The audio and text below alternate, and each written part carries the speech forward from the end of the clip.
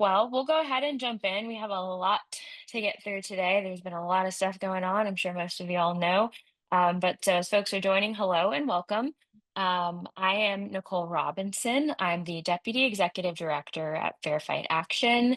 For folks who don't know, Fair Fight Action is a nationally recognized leader and Georgia-based organization that fights for free and fair elections. We fight against voter suppression, expose anti-voter policies. We work to protect and expand voting rights, engage and educate voters at the grassroots level, support pro-voter candidates, and the list goes on and on of all the things that we do to try to help promote and protect our democracy and voting rights. And so tonight, we're really thrilled to have you here with us for another episode in our Fair Fight Together series. Tonight's event is part of a regular series where we gather with our friends, supporters, activists, community leaders, advocates, all of those who want to help protect our democracy. And so this evening's conversation features two incredible experts here to talk about a very important topic, elections and what is at stake for our democracy. And so with that, I am delighted to introduce our distinguished guests. We have Marc Elias, who is the firm chair of Elias Law Group, which is a mission-driven firm committed to helping Democrats win, citizens vote, and progressives make change. For people who don't know, Mark is a nationally recognized authority and expert in campaign finance, voting rights, redistricting law, and litigation. And as a litigator, Mark has handled hundreds of cases involving politics, voting rights, and redistricting. He has successfully argued and won multiple cases before the US Supreme Court, as well as dozens and dozens of cases in state Supreme Courts, US Courts of Appeals. He's represented Democratic senatorial and congressional campaign committees, presidential campaigns, senators, governors, reps, campaigns. Folks might also remember when Trump contested the outcome of the 2020 election.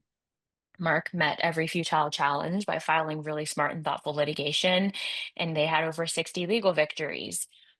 So he has also named to the Forbes inaugural list of America's top 200 lawyers, which is really cool. And he is the founder of Democracy Docket, which is the leading platform for progressive advocacy and information about voting rights, elections, redistricting, and democracy. And we are also joined by my colleague, who I have the pleasure of getting to work with every day, Lauren Groh-Wargo, who's a top political, democracy, and civic engagement strategist, executive, and fighter for economic justice and voting rights. She is a key leader and has been a key leader in shaping the emerging Democratic wave in the South.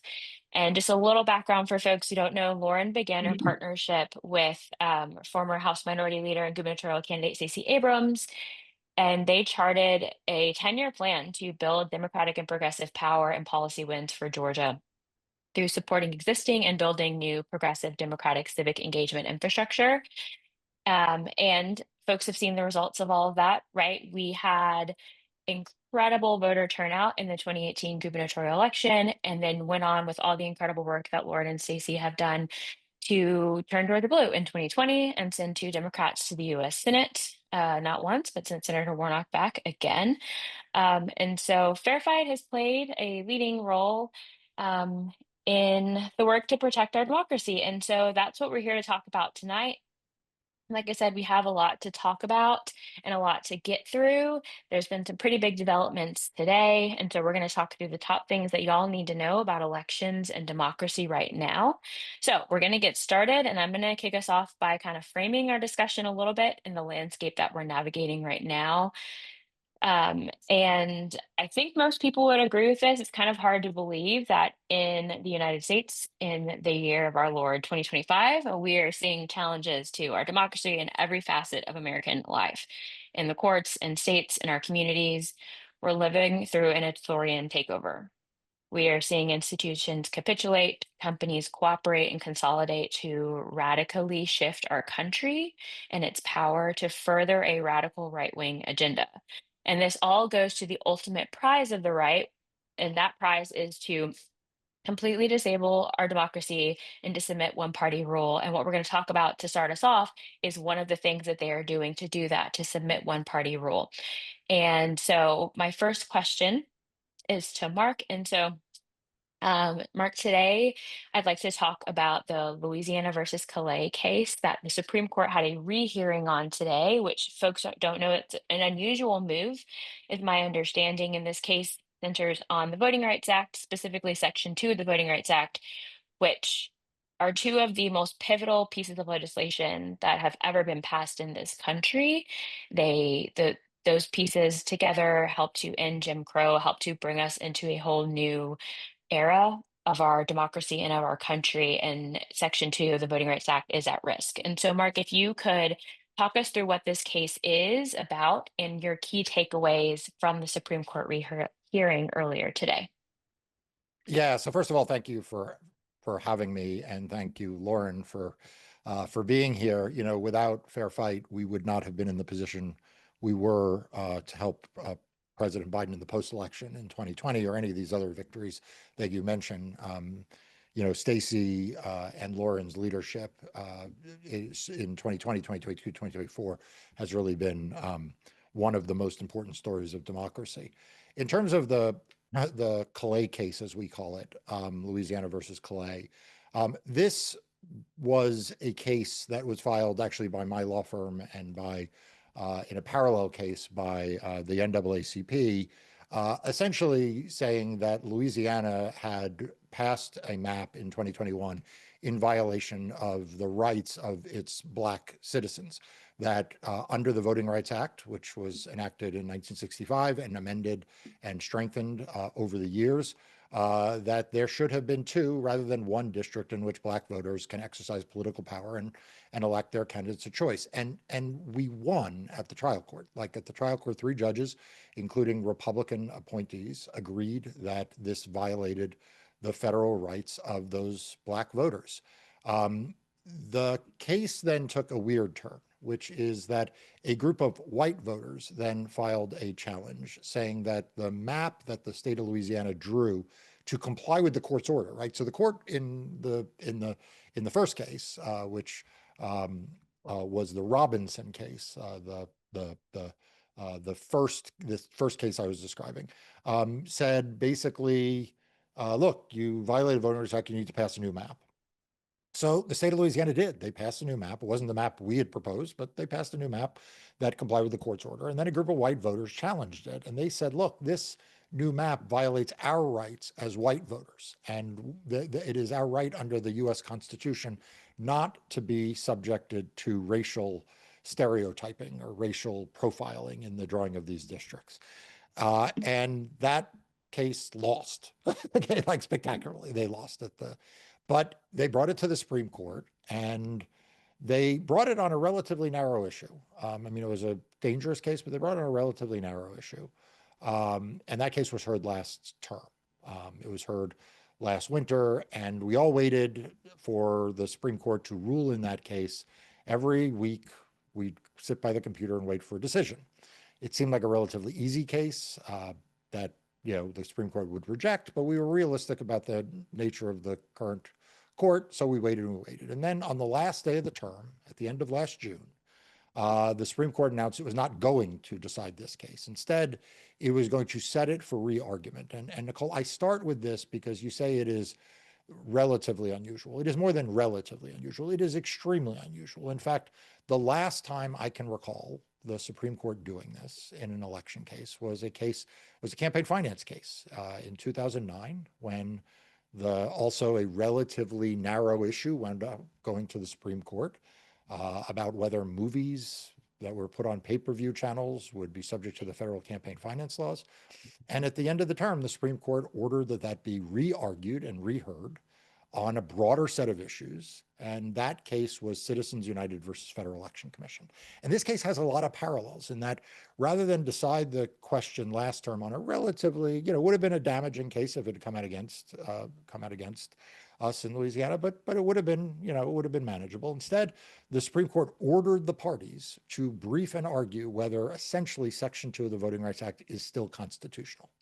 That is not a claim that was made, by the way, that the state of Louisiana was making or that these white plaintiffs are making, but that's what the Supreme Court ordered to be briefed and argued. And so that argument took place today in the Supreme Court. The state of Louisiana flipped sides. They had been defending their map. Now they were attacking it.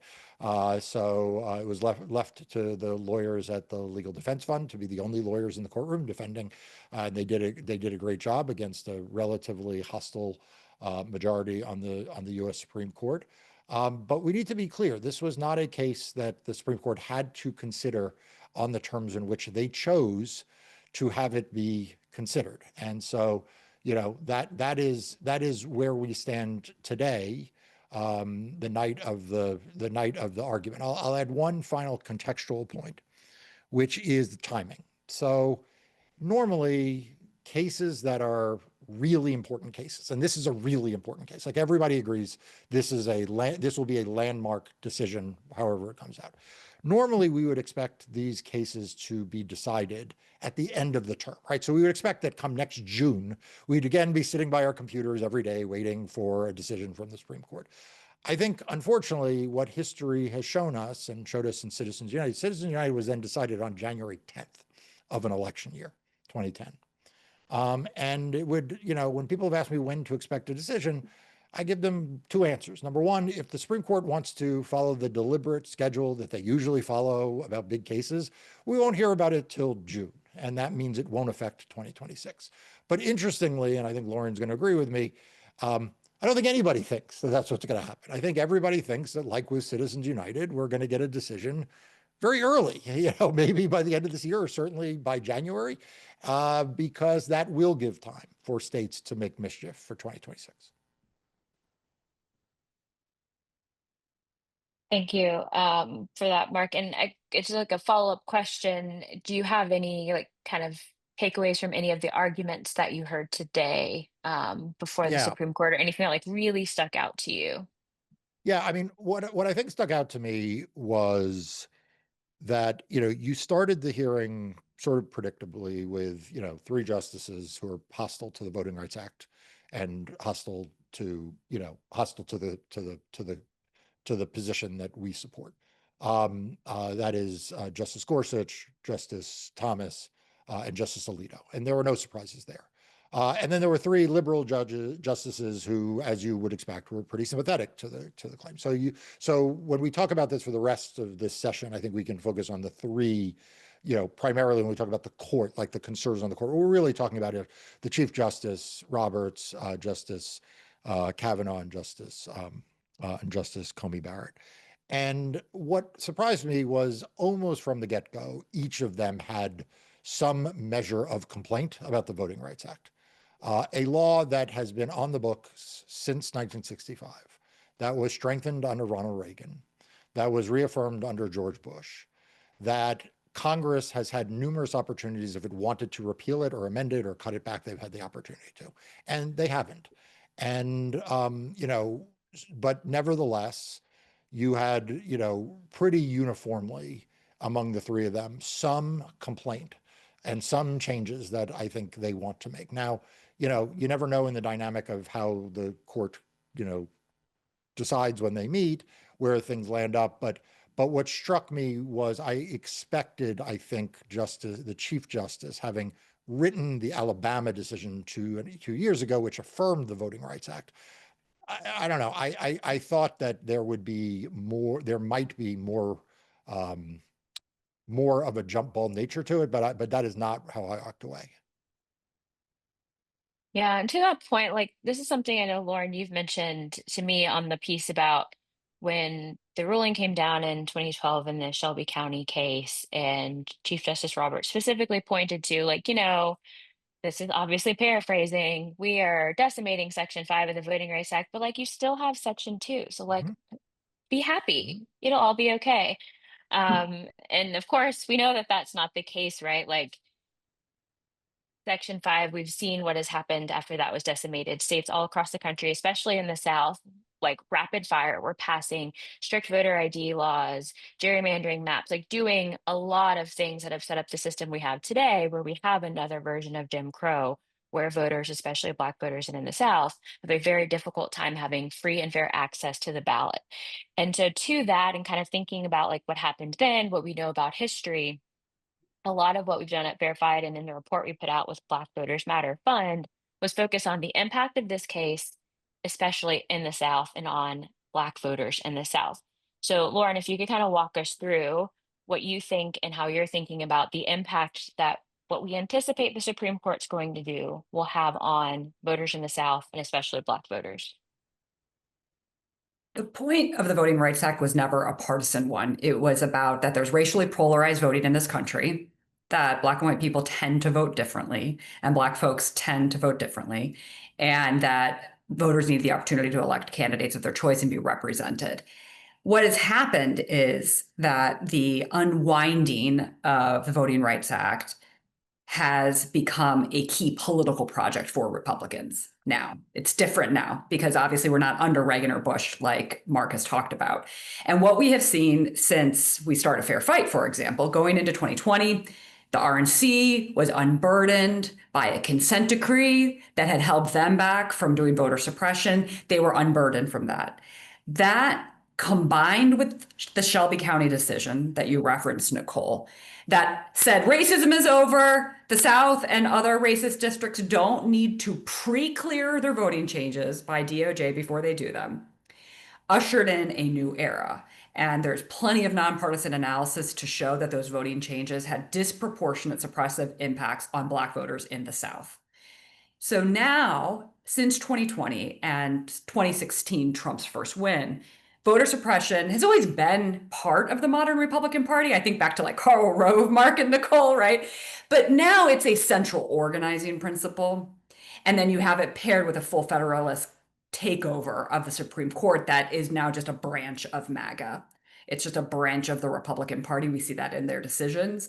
So this means that the Voting Rights Act is not only about Black political power and Black agency and Latino political power and Native American political power, but as 85% of Black Americans live in the South, racially polarizing voting continues, structural racism in voting is very well documented currently.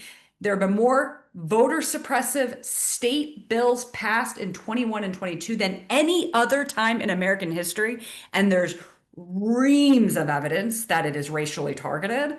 Now you put all of that together with a Supreme Court asking for this rehearing.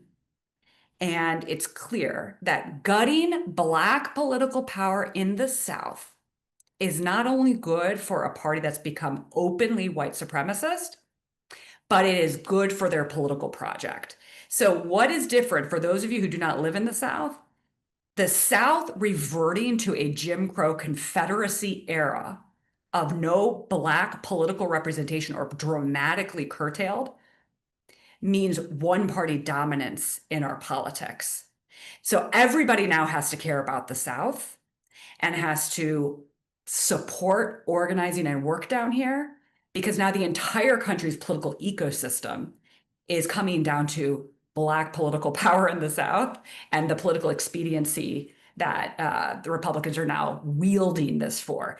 And we know this because they've said it. First of all, sitting here today in Louisiana, where this case originated, obviously is going to have not just impacts in Louisiana, not just impacts in the South, and not just impacts in Congress. It's also going to impact state legislative races, county commission races, school board races. This is the entire, any districted area, right?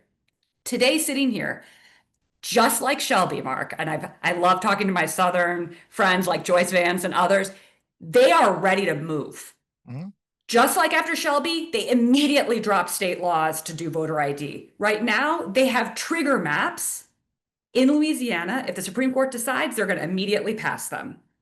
There's a special redistricting session scheduled today for later in October in Louisiana. It took what, Mark, a couple hours for them to redraw Missouri on their mid-decade redistricting. They are ready to move.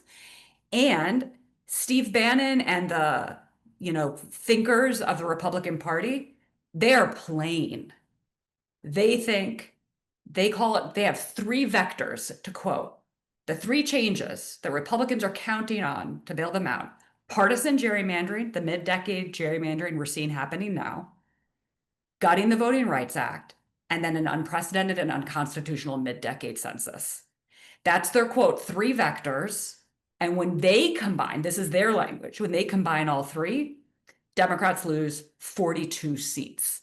That is one-party rule of Congress and a new solid South of MAGA control in a region that is very racially diverse and growing. So that's what it's sort of, this is for all the things here.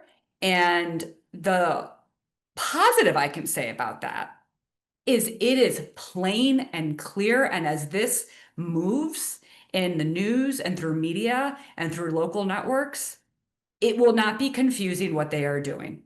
This is a one-party takeover around disempowering predominantly Black voters, right? That's what this is. So, well, I'm sure we'll get to that.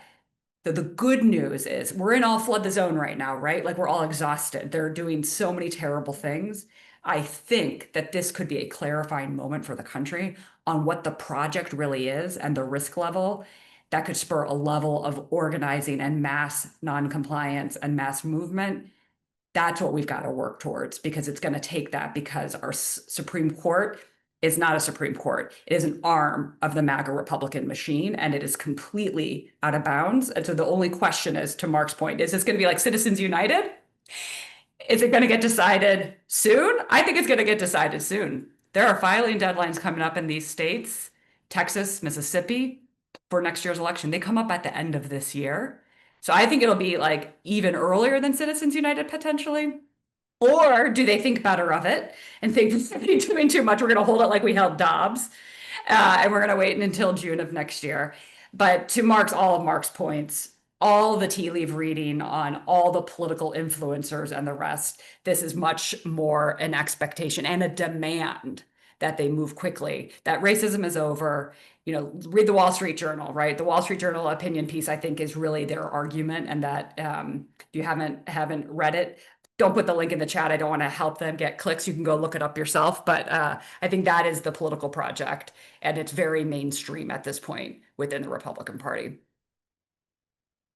And Lauren, something you said, the way you laid it out, and the piece of going back to Jim Crow, one thing that really sticks out to me and that it made me think about is, and I'm gonna tell like a quick little story. It made me think about the original 33 here in Georgia. So that was a group of Black legislators who got elected in Georgia during Reconstruction, got elected to the General Assembly. They were expelled from the General Assembly, and there was a whole back and forth. There was litigation filed, and it was ruled that they were allowed to hold their seats and that they should be able to have their seats. There was a lot of racial terror, threats, violence, harassment to try to prevent them from serving, until the lone Black legislator resigned his seat, I think in 1907. And there wasn't another Black legislator elected in Georgia until 1962. But something that sticks out to me on that is the impact of litigation and having courts that you could somewhat hopefully count on, with, like I mentioned, the original 33, and it being ruled that they were allowed to serve in office. And so this question, I think, is for both of you, but I'll start with Mark. Like, litigation has always been a key avenue for fighting back, and it is still in fighting back against this regime in a variety of different avenues in areas. But I'm curious your take on whether you believe it's still an effective tool overall in fighting the Trump regime, and especially in the case of voting rights. Because I don't know what things are going to look like after this ruling. I'd actually be curious to hear what you think about like what happens litigation wise. So it's kind of like a multi-part question. Like, is litigation still effective, do you believe? And then what do you think things look like after SCOTUS's ruling? Yeah. So look, litigation is not perfect. The courts are not perfect by any stretch of the imagination. Our system is set up, honestly, for Congress to be the big check on the executive branch. But Republicans in Congress have no interest in doing anything to rein in this administration. I mean, I started by saying actually that if Republicans wanted to undo the Voting Rights Act, they could actually repeal it, right? They could pass a law and repeal it and have President Trump sign it, but they're not doing that, right? Like, so the fact is they're not going to do anything that Donald Trump doesn't want them to do. And Donald Trump certainly does not want the administration being hemmed in by Congress. So if you want there to be the most effective check on the administration, then, you need to organize around the 2026 midterm elections, because honestly, changing the composition of Congress will do more than anything else, including the courts. That said, the courts right now are the most functioning check on the administration. I mean, that's just a matter of fact. I mean, if you look at the way in which various groups have brought successful litigation to prevent Donald Trump's administration from doing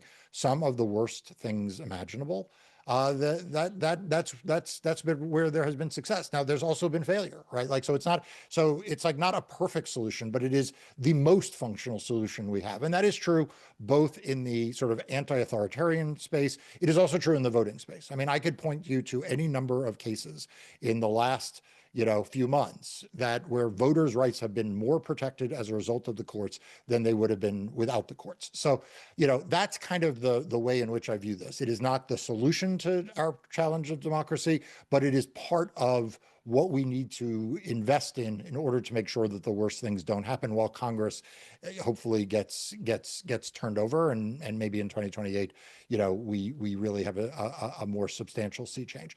When people ask me about the Supreme Court in particular, I tell them two things. The first is, never lose sight of the fact that the Supreme Court actually gets involved in relatively few cases. I mean, for every case we focus on because it's at the Supreme Court, there are tens of thousands, hundreds of thousands of cases that don't go to the Supreme Court. And so, Donald Trump wants you to give up on the courts because they are the thing holding him accountable. Republicans want you to think that the whole system is rigged against you because because then you'll lose the will to fight. And so we need to expect the courts to do the right thing, while being realistic that sometimes they won't. But litigation is still an effective tool. And like I said, I can point you to instances where it has been an effective tool against Donald Trump and against the right wing and the Republican Party effort to suppress voting rights. And to that point, Lauren, on the, litigation is still a big tool. Midterms are really important. Can you talk to us a little bit more about like what we can be doing, what we need to be doing now and leading into 2026 to like have a chance? Yeah, I mean, to Mark's point, how we've thought about it at Fair Fight is litigation is a crucial tool because it's not also about winning every fight. It's about building a record and holding bad actors accountable, right? We have an instance in our Fair Fight Action litigation that we filed that we didn't win in the court, but we got changes to state law and we got discovery and we got voter purges mitigated. So there are wins along the way, especially in these big cases and also in small cases. So litigation is important on accountability, transparency, and the lower courts have been obviously much more responsive to the actual needs of American people than the Supreme Court has been. So we see it as a tool. We think that we know that to beat autocracy, we have to do our best next year to turn out voters and win elections. It will not be fair elections. But y'all are now Southerners. We haven't had fair elections in the South ever. Now all of America needs to be part of that. But we have had wins here, right? We have a Black and a Jewish senator in Georgia, and we've not had fair rules here, right? And they change them all the time. So one of the things that was sort of revolutionary at the time that has been mainstream, when we started Fair Fight, Stacey and I took a lot of flack for naming voter suppression and talking about it. There was a whole thing in kind of capital D Democratic and progressive world that if you talk about voter suppression, it will be suppressive. And I learned from Stacey that that's not the way to go. And Nicole, love your thought of this. She was like, Lauren, Black Southerners know all about racism. Okay. They know that things are rigged against them. We can be honest about oppression and voter suppression and do it in a way that is empowering. And what we have seen on the ground, we released this report on the VRA with Black Voters Matter, an organization that is all over the South, leveraging the power of Black voters and naming things openly and honestly, that we can actually, by naming a thing and working against it and empowering and educating people and organizing our communities, we can actually organize, and we've seen it, a positive backlash, because sometimes people don't love the candidate so much, but they do not want to be told that their vote doesn't matter. And they do not want to be told to not vote. And so this positive backlash I see as the opportunity. We have US Senate races across the region. We have US Senate races, not just in Georgia. We have to defend John Ossoff. We not only have Roy Cooper running in North Carolina, we have Scott Colomb, a great Democrat running in Mississippi, a state that just 2 years ago, a relative of Elvis Presley, Brandon Presley, ran as a Democrat and almost got to a runoff. We have a seat open in Louisiana. So, look, we are in for a big fight, but we know the power of when they are so blatant and plain around their efforts to disenfranchise and suppress voters in the South, Black voters and Black voter allies, that we can organize against it. And I think how this is going to go next year, it's not going to be like a normal midterm. We have an opportunity to win the state house in Georgia. We have the opportunity to win multiple US Senate seats in not just southern states, but states like my home state in Ohio, where Black voters are a meaningful portion of that election. We can look around the country and we can see an opportunity to win even with rigged maps and even under unsavory circumstances, but it's going to take a level of organizing and mobilizing. And as this is made more and more plain, so I'm looking at my chart. In 1963, there were 4 Black members of Congress. That's what they want us to go back to. There are now 55 members, I believe, in the CBC. It is going to be made plain for America that Black members of the CBC are holding our democracy, and we need to rally together to fight for a multiracial democracy. So I am not bullish and I am not overly optimistic, but I have seen the movie before in the past couple of years where they overreach so much and people get frankly mad and pissed off and mobilized. And so that's not going to just happen on its own. We all are going to have to fight for that. And to Mark's point, we're going to keep fighting and litigating along the way. With ELG is going to keep fighting. I know LDF is going to keep fighting because look, they can't just redraw all the maps overnight. They'll be able to move fast, sure, but they're going to have to pass those maps. They're going to have to pass those maps where lots of people are going to want to leave the state, where people are going to mobilize to shut down those capitals and demand representation. Then those maps are going to end up back in court. Even if they got the VRA, they're still going to end up getting fought. They're going to try to redraw state legislatures. They're going to overreach. There's going to be a process on this.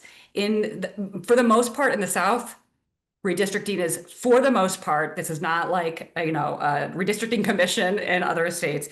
It's a simple state legislative process. And they're going to try to draw themselves supermajorities, right? So they're going to go so far. And so I think that will allow us lots of organizing and communications opportunities to help us build towards the midterms next year. Right now in Mississippi, there are a set of great candidates running in special elections in the state legislature, in the state house and state senate, because of successful redistricting litigation on unfair maps. The state had to redraw maps and call special elections. There are about to be a whole bunch of Democrats and Black Democrats about to win new districts and break Republican supermajority in the state of Mississippi, a state that is 40% Black, where they're going to try to redraw that state to make it 0 Black representation in Congress and curtail it in the state legislature. That is sort of what it's going to look like, and how the organizing of the 2 million voters, 40% of whom are Black in Mississippi, is going to be powerful. And these are organizing fights I think we will be able to win. But it's going to take a big fight. The other thing I want to just throw out there for people's imagination is all of this is happening in the context of everything else. We're starting to see the military takeovers come to the South. They're moved into Memphis, for example.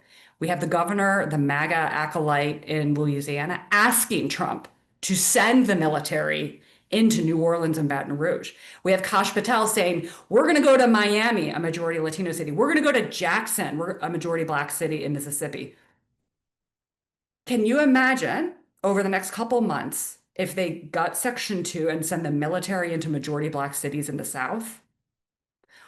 What level of tension and blatant racism and suppression we're going to be dealing with is a horrible thought experiment. But again, the backlash and organizing and power around this to make it plain on what this regime is about, I think is going to sort of cause things that are hard to see right now. And so rest assured, what Fair Fight is doing, Nicole and I are doing, all of we're talking every day with our allies, folks in Mark's shop at Democracy Docket. We're talking to Black Voters Matter. We're talking to LDF, talking to SPLC. We're talking to all of our coalition partners. The plaintiffs in the Calais case are incredible organizations and leaders so that we can help get Team South together to fight back. And we're going to need all of the national support to do that and sort of take the fight to the next level. So that's what we're really focused on right now, is getting ready for January and the next couple of months to be ready to push back extremely hard. Yeah, and I don't know if this is like if all this kind of stuff hits other people the same way, but it just constantly feels like we're obviously just like reliving things that have already happened. I'm reliving things I learned about in school. I'm reliving things my parents and grandparents told me about. Lauren, when you say the military going into majority Black cities, like we've been here before.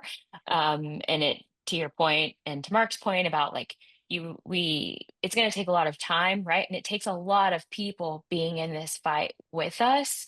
It can't just be a few people. It can't just be people who are regular activists or advocates. Like even in the civil rights movement, a lot of what it took was people who had never been organizers before, seeing people being like hosed and attacked by dogs on their TV screens to be like, oh no, I need to do something about that. And I'm not saying that we need to get to that point here, but it really is going to take a lot of us, and it's going to take mass movement and mass mobilization for us to be able to stop or slow down or mitigate any of the harm that's being caused. But I want to go back to the point about the military going into states and cities. And this is something that a lot of folks have been talking about and been concerned about. And that is the Trump regime sending in the military and ICE to polling locations for the midterm elections. And I don't phrase that to like scare people or freak people out, but of course, to your point, Lauren, right? Like when people know what they're trying to do to us, it can be motivating for people. So I'd like both of y'all's thoughts or perspectives on this, to the point of like, are there things that can be done? Are there laws? Are there ways to prevent this from happening? What happens if it does? What do people need to know or be prepared for? And I think maybe Mark, if you want to start on, are there laws, are there like legal avenues to prevent these types of things from happening? So look, I mean, there are a number of organizations that are already bringing litigation about the deployment of National Guard and active duty military. In the case of Los Angeles, remember, it's actually Marines that were deployed along with National Guard. And they sort of follow a variety of different vectors, and I'm going to sort of skip over that because I don't know that people really care what the exact legal theory is, depending on what the Guard unit is doing and who activated them and what their status is. But there's a lot of litigation going on around that. I think that Trump has proven himself willing to escalate that. So like I've been asked, what about the Insurrection Act, which he has not invoked? No president has invoked in modern history. It's an old, very old law that is, as I said to someone earlier today, it's as close as you have in the U.S. code to martial law. Now, it's not martial law. It's not, it doesn't do a due process and things. But even Donald Trump has been gingerly approaching the Insurrection Act. But he may very well get there. And yes, there will be legal challenges around that. I want to make clear, though, to everyone that that the reason why you have started to see people talk about how this can be used to impact the 2026 elections. J.B. Pritzker in Illinois has talked a lot about that. He thinks this is a tactic of voter suppression.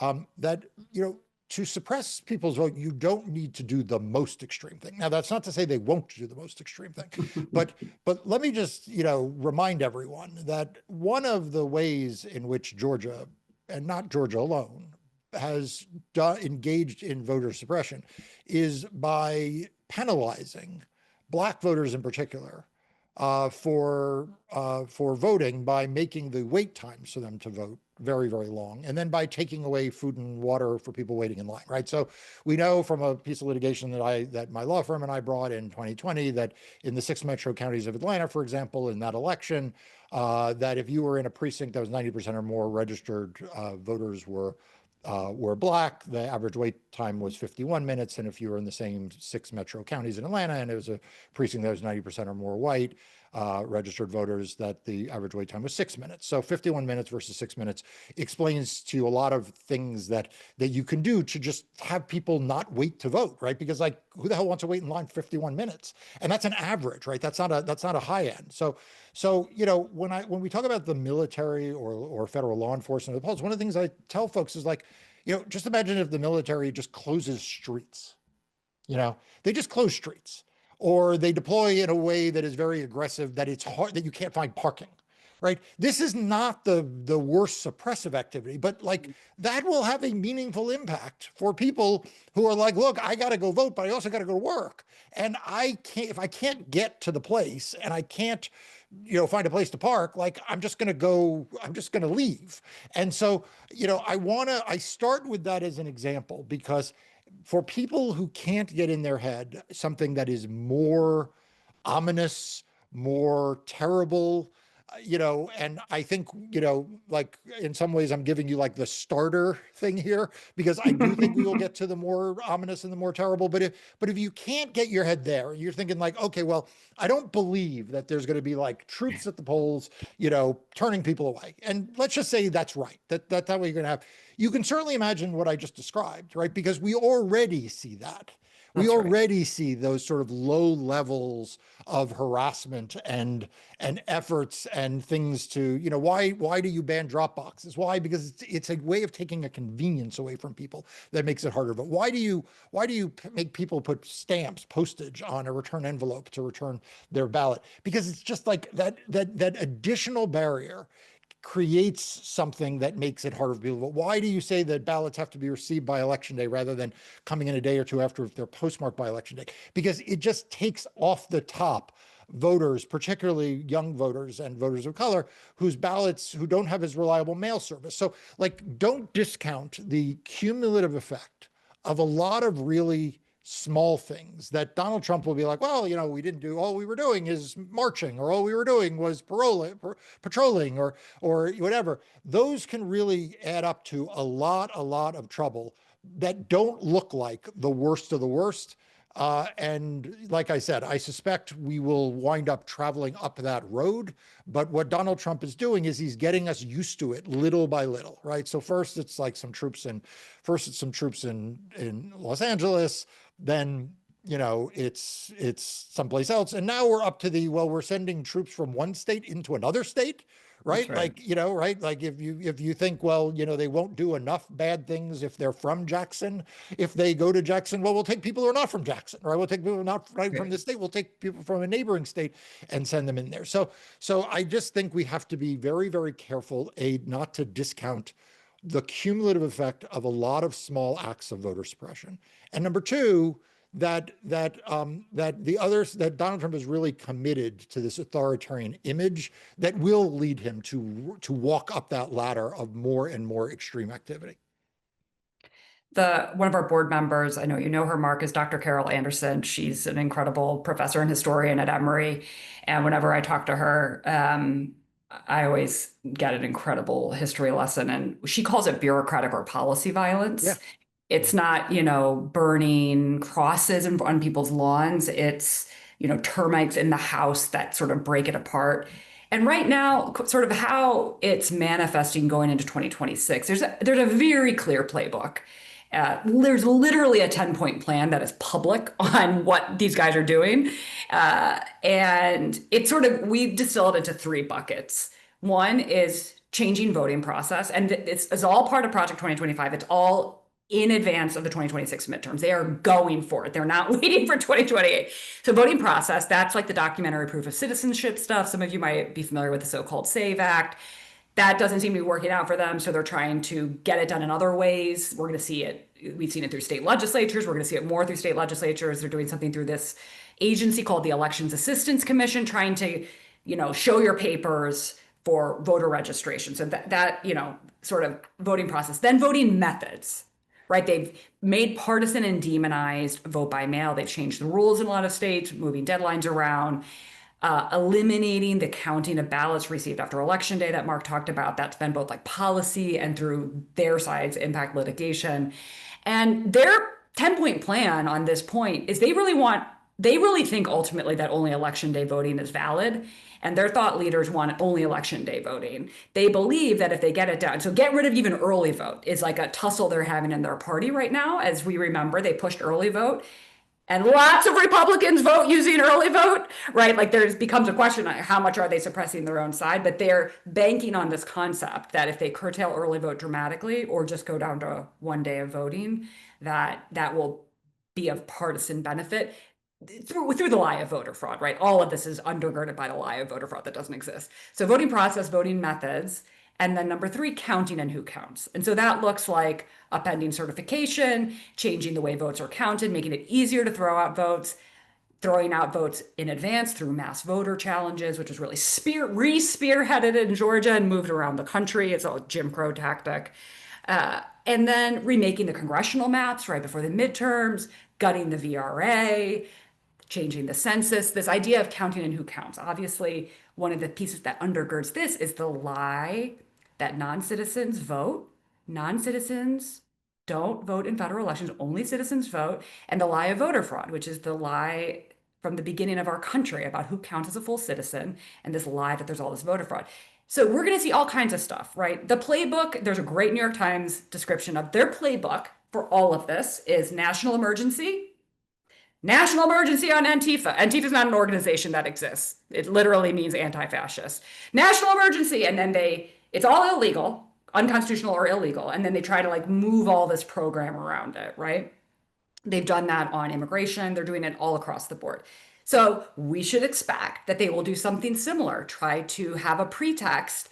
We know that Tulsi Gabbard's working on a big report, for example, right? They're going to release these specious reports to try to set it up for the president to do this insurrection act, like Mark is talking about, some sort of a federal emergency, so that they can remake federal elections unconstitutionally and illegally out of the executive branch and try to jam as many of these things through. And we know their local activists are all hip to this, right? Like everybody knows what's going on. They already passed an EO that tried to do some of this. It was mostly blocked in court. There's chatter about additional EOs. There's chatter about more legislation in Congress. We know they're getting ready to do a whole bunch more madness in state legislatures. So this is their playbook. All of these pieces move in tandem. And to Mark's point, they don't have to succeed on all of it. They haven't been succeeding on it. They're succeeding on enough of it so that elections are not free and fair. We have elections. The question is, what kind of election are we going to have? Are we going to have literally the Putin model that Trump wants? I mean, literally, Putin came to Alaska and Trump puts his armor on. I'm like, I want elections like this guy, which is an electoral autocracy. Elections are farcical notions that the results are preordained. Are we going to go all the way there for the midterms? No, we're not going to get all the way there. The question is, how far do they get? And what kind of mass resistance, mass court resistance, mass people resistance, mass communication resistance can we mount? Because they are going guns blazing on this strategy. And they are very clear when you look at their own public rhetoric that this is for all the marbles. And they are going to go as far as they possibly can. And so we all know that, right? We should expect that, which means we should expect to use every tool at our disposal because they're not going to succeed on every vector, to use their term. We're going to have to push back hard. And that looks like having the best election we possibly can next year, as well as mass noncompliance and mass mobilization, which is going to look a lot of different ways. And I think one thing on that, and I guess maybe it's one thing we can appreciate, is that the Trump regime and his little right wing crew are really open about what they're doing and Very why open. they're doing it. And it's kind of crazy, like, right? I would imagine if any of us were planning to completely destroy and decimate a democracy and turn it into an autocracy. We would like do it a little more secretly. But to that point, that's one thing that I really appreciate about both of y'all in this conversation is you're taking all of these things that they're doing, right? Like I think most people, if you were like, go listen to the Supreme Court hearing today, they'd be like, what? I don't know if I can, wrap my mind around that. The way that they argue is kind of like very I don't know what the word is, like very sequential.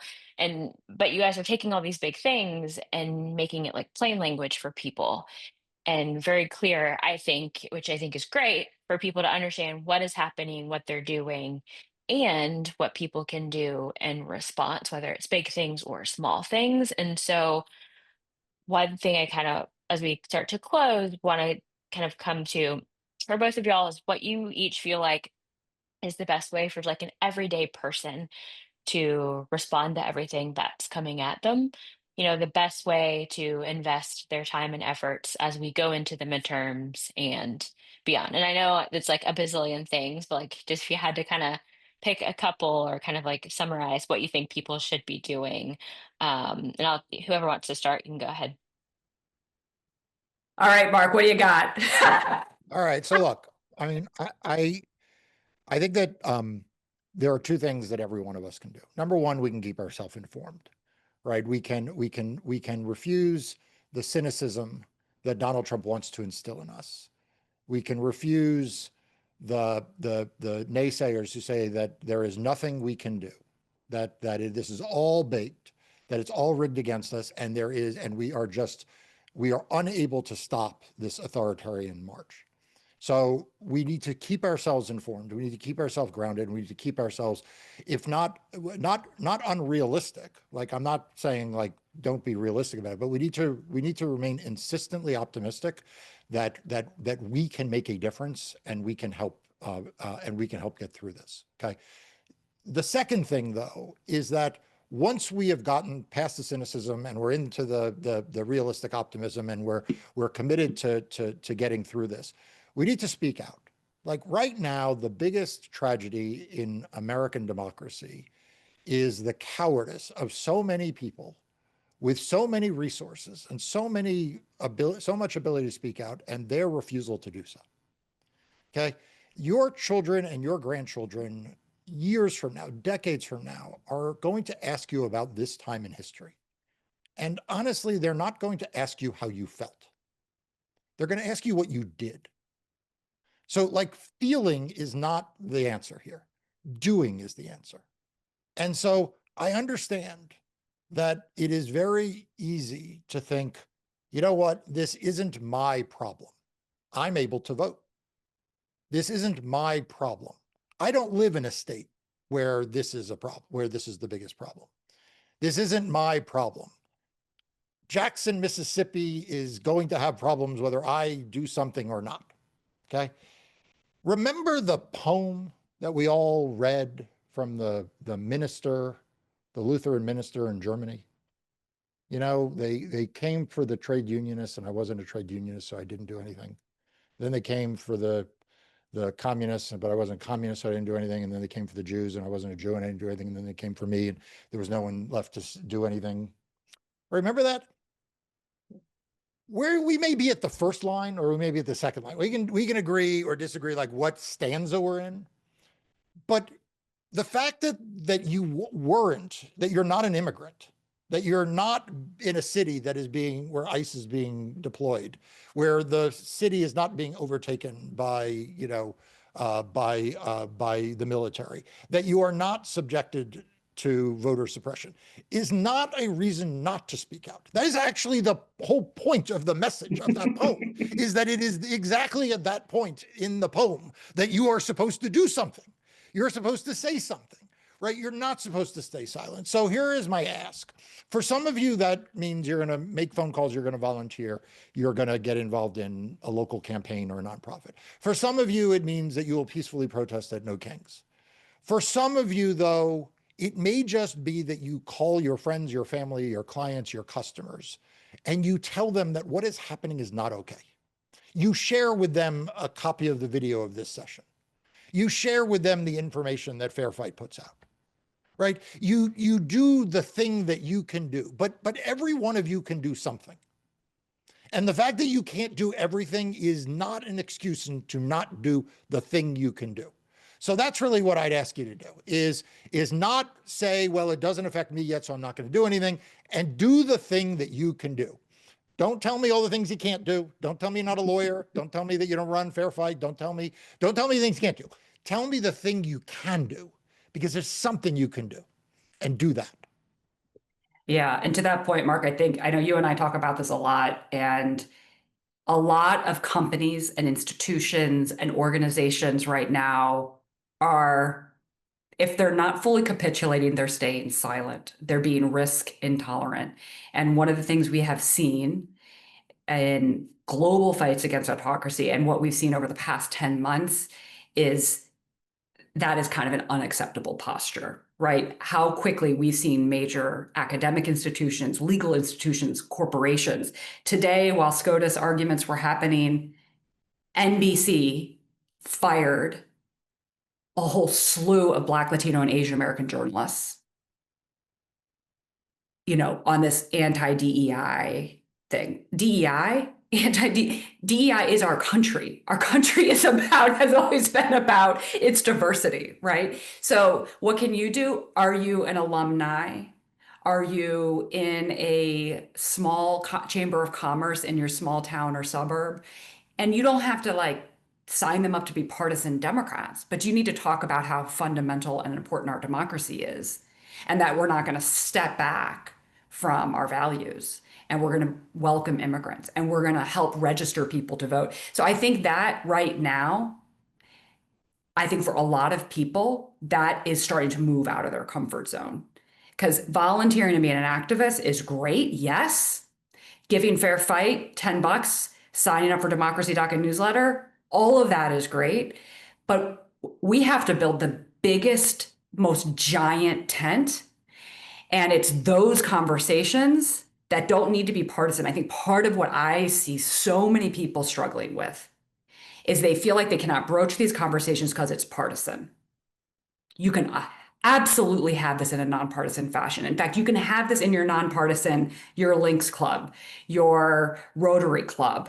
You can talk about the importance of protecting democracy and an inclusive multiracial democracy. You can 100% do that. You might get labeled being partisan, but I feel like that's when I say getting to scale on non-compliance, to scale on mobilization. Yes, go to the No Kings protest, but that's what it's going to take to get to scale. Sort of like, Nicole, your conversation about what people saw on their TV screens during the civil rights struggle. It's going to take that. And then a really practical thing, no matter if you're in a blue state, a red state, a blue dot, or red dot, go become a poll worker. If you have time on your hands and not a lot of money, or you have money, it doesn't really matter. We need pro-democracy poll workers. The other side is busy putting MAGA folks into poll working positions in every part of the country. So becoming a poll worker is a great nonpartisan thing you can do. You can get your coworkers to do it with you. You should be asking your company, your employer, to do it with you. So some of these pieces is what it's going to take for us to wrap our arms around our democracy in every part of this country, and something we can all do. So I'm really grateful for everybody joining us tonight. Don't let Flood the Zone get you down. That's the point. We continue to be happy fighters in this. Our coalition is super engaged in this, and so we have to all kind of work together to keep our spirits up. And also, the thing I think about a lot, this is not new. This is the struggle of our country. And as Americans, we are just dealing with a very acute phase of it. But these issues were all there. They have just been empowered. So let's not feel beleaguered. Let's not have pity parties for ourselves. We are very lucky people that get to be part of this struggle. And I look forward to speaking to my kid as he gets older, and maybe he has grandkids, about what we all did together, because I think this could be a pivotal. Ultimately, it's going to be hard, but I think eventually we're going to come out the other side of this. I think we're going to have a stronger country for it. I hope we don't have to wait too long for that, but I do think we will get to the other side, and we want to be on the right side of that poem. So thank you all. Thank you, Nicole. Thank you, Mark. Yeah. Thank you guys both so much. And just as we close, I know people had some questions on like, how do I get the video? How can I share things? Because we can all put stuff in our group chat. That's like the easiest thing in the world. So please be sure to follow Fair Fight and Democracy Dockets. You can stay up to date on all this info, have quick, easy links to share with people, bombard your friends, bombard your family so they can be part of this fight with us. And thank you everybody for joining us. Thank you, Mark. Thank you, Lauren. And everybody have a And Nicole, wonderful this evening. video itself is going to be on Substack like in 15 minutes. So you can go spread Yes, the so word. Rights and Insights Substack. Check it out, y'all. Bye, y'all. Thank you so much. Have a good night.